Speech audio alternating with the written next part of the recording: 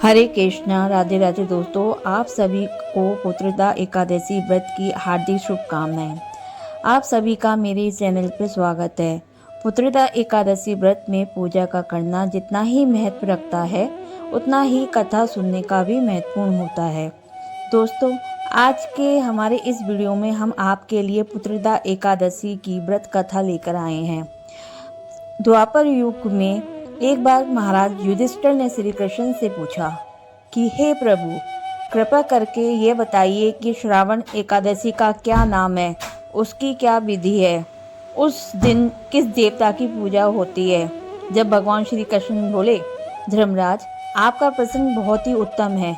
श्रावण एकादशी का नाम पुत्रदा एकादशी है। यह सभी पापों को हारने वाली है।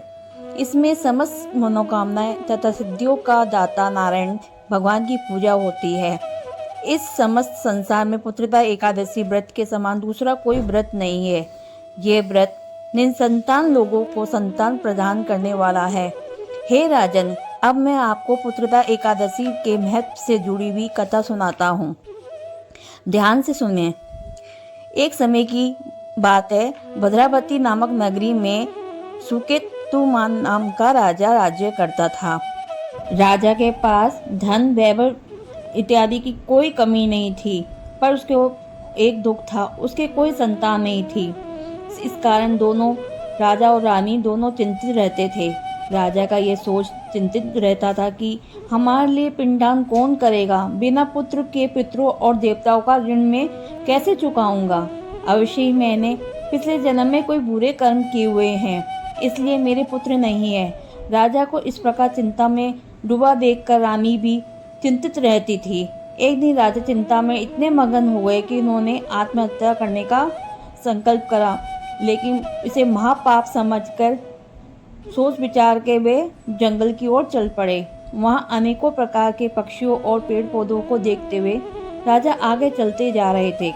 राजा ने हाथी को अपनी मादा और बच्चों को घूमते हुए साथ में देखा।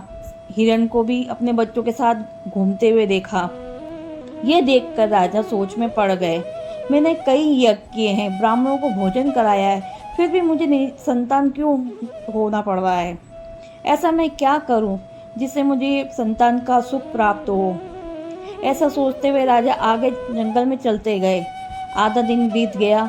राजा भूख और प्यास से व्याकुल थे। पानी की तलाश में भटकते हुए एक सरोवर की तरफ गए। सरोवर में कमल पुष्प खिले हुए थे तथा बतख वहां पर घूम रही थी। ये देखकर सरोवर में एक और मुनि का आश्रम बना हुआ था। उसी समय राजा के दाएं अंग फड़फड़ाने लगे। राजा ने इसे शुभ संकेत समझ के घोड़े से उतरा और आश्रम की ओर चल पड़े। आश्रम में पहुंच के राजधानी ऋषियों को प्रणाम किया और वहां बैठ गए। राजा को देख मुनि ने पूछा कि हे राजन, आपकी क्या इच्छा है। राजा ने पूछा, महाराज, आप कौन हैं, यहाँ किस लिए आए हैं, कृपा करके मुझे बताइए। वे ऋषि बोले, राजन, 5 दिन के बाद संतान देने वाली पुत्रा एकादशी आएगी। हम विश्वदेव हैं, इस सरोवर में स्नान करने के लिए आए हैं। ये सुनकर राजा बोला, हे महाराज, मेरे कोई संतान नहीं है। आप मुझे पसंद हैं तो मुझे पुत्र प्राप्ति का वरदान दें।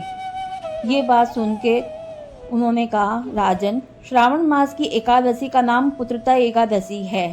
ये निसंतानों को संतान प्रदान करती है। आप अवश्य पुत्रदा एकादशी का व्रत करें और भगवान की कृपा से आपको पुत्र रत्न की प्राप्ति होगी। मुनि के वचनों को सुनकर राजा को संतोष हुआ। उसने महल की ओर गए, वहां रानी को सारी बात बताई और प्रण लिया कि पुत्रदा एकादशी के दिन राजा और रानी ने दोनों ने पुत्र प्राप्ति के लिए विधि विधान से व्रत और पाठ पूजा की। द्वादशी के दिन पारायण का भी किया। कुछ दिन बाद रानी के गर्भ में पुत्र की प्राप्ति हुई। यहाँ एक अति तेजस्वी पुत्र इस राज्य को कुमार प्राप्त हुआ, जो बहुत सुंदर, यशस्वी और प्रज्ञा पालन करने वाला था, जो आगे चलकर बहुत दयावान और परोपकारी राजा बना। श्री कृष्ण भगवान बोले, कुंती नंदन, पुत्र प्राप्ति के लिए पुत्रदा एकादशी का व्रत सर्वोत्तम है। जो मनुष्य पुत्रदा एकादशी का व्रत करता है और कहानी सुनता है तो उसको सांसारिक सुखों को भोग कर अंत में स्वर्गलोक की प्राप्ति होती है। पुत्रदा एकादशी का व्रत करने वाले व्यक्ति को सुबह जल्दी उठकर स्नान आदि से निवृत्त होकर संतान प्राप्ति के लिए पति और पत्नी दोनों को स्नान करने के पश्चात विधि विधान से पूजा करनी चाहिए। श्री हरि नारायण की पूजा करनी चाहिए। इसके साथ ही पुत्रदा एकादशी की कथा भी सुननी चाहिए और आरती करनी चाहिए। भगवान नारायण इस कथा को कहते हुए हुंकार भरते हुए उन सब पर कृपा करो जो पुत्रदा एकादशी व्रत की कहानी कहते हैं और सुनते हैं। उस पे सब पे कृपा करें, उनके घर में खुशहाली हो और उनके बच्चे सही सलामत और रहें। आपको ये वीडियो कैसी लगी? अगर अच्छी लगी है तो लाइक सब्सक्राइब करना ना भूलें, शेयर करें और कमेंट में श्री हरि नारायण जरूर लिखें। राधे राधे, धन्यवाद।